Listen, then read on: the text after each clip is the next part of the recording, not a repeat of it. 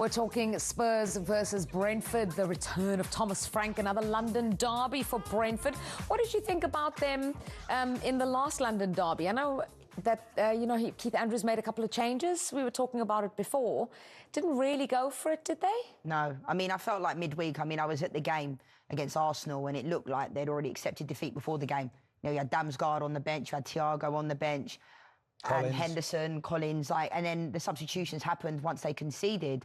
So I feel like they were focusing on this game. That's a big risk, isn't it, as a team, because it's not a foregone conclusion they're going to go to Tottenham Hotspur Stadium and get a result. No, but I think when you look at round the whole midweek fixture, so many changed personnel, and he's got to try and keep some of the other lads happy, I suppose. I don't know, but it did feel, I'm with you, it felt like... Yeah, we've thrown in the towel here. Yeah, thrown in the towel. But this is a huge game for Tottenham against Brentford. Especially because it's at home and they have not done well at home. They've only beat Burnley there. They've been awful. I actually saw the game at Newcastle and they got out of there with a draw. Yeah. And they'll take something from that second half performance. The first half, I couldn't believe what I was watching, if I'm honest. They kept trying to play out from the back, which they did at home to Chelsea a few weeks earlier and lost. Newcastle being one of the best pressing teams at home you could ever play against. Anyway, they got away with it and got themselves back into the game and got a draw. Their away record's decent. You'd take that all day from your first seven. At home, to only win 1 of 7 with this quality of squad he's got. Now, OK, he's got a few injuries in terms of Solanke, Kulusevski, Maddison. But this home form is a huge problem, and especially if they don't win against Brentford. Because, A, it's his former team, which adds a bit of spice to it. They're a team they expect to beat, the fans. Yeah. And at the moment, the home fans are the most important for the manager in terms of getting them on board. Yeah, I mean, there's obviously been, Thomas Frank spoke about the fans kind of booing as well. I mean, I like Thomas Frank a lot, but I just think sometimes in game decisions, this is what makes some of the managers the best in the world, because they make, I think he's too, he's not proactive enough for me. He makes substitutions after the fact.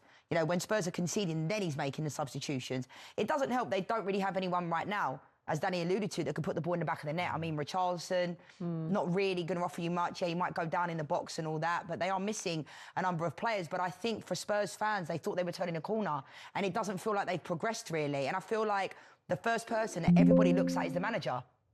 I think also as well in terms of, I think you said earlier about one of the men, I think maybe Slot you saying, and I agreed, and the same with Frank. I don't think he knows his best 11. And I also don't think he's set on a way of playing yet. We've seen him play with a back four, we've seen him play with a 3. Well, Van der Ven got benched the other day. Yeah, well, Danso came back protecting him, but I think this is a monumental game for him in terms of his relationship with the fan. Yeah, especially that home record, which we've shown you on screen, just 1 win there all season in 7. But going back to November last year, they've only beaten 3 teams, United, Southampton and Burnley from this season. So it's a huge one for them at home. And they're facing the second best striker in the league this season in Igor Thiago. That Brentford's ability to find goal scorers in the Premier League needs to be studied. I mean, their recruitment is unbelievable, really. This is what I was surprised at Thiago. I know Keith Andrews probably resting in midweek, but he had that little injury coming into it, I think. Well, they've had Ivan Toney, Wissa, the list could go on. Buomo, and then they seem to kind of find these kind of diamonds in the rough. I know he was injured last year, but he's been excellent for them. And I've said it many times, if you've got someone who can put the ball in the back of the net, then you're going to go far. Yeah, he's done brilliantly well, especially after, slow start with the injury last year, Thiago. He's quite unique. He's old school in terms of the physicality, but he'll also hold it up. He's technically decent. I was fortunate enough I had a chat with Lee Dykes, who's the technical director there at Brentford and heavily involved in the recruitment.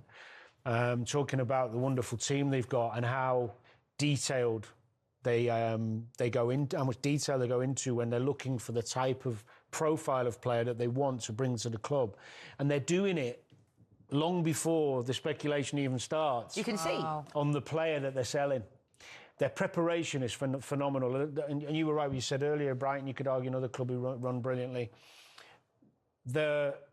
Even really when you just got to give Jordan Henderson a mention, because they lost their captain, Norgard, who was their best midfield player.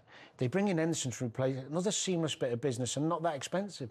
It's just really... And Keith Andrews as well, considering he's never managed in the Premier League before, deserves a hell of a lot of credit, because he's not trying to look good on the eye necessarily. He's playing to their strengths.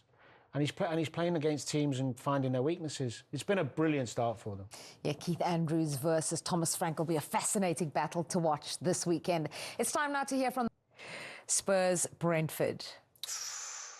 I'm going to go 2-2. I'm going to go Spurs to get the win. 1-0.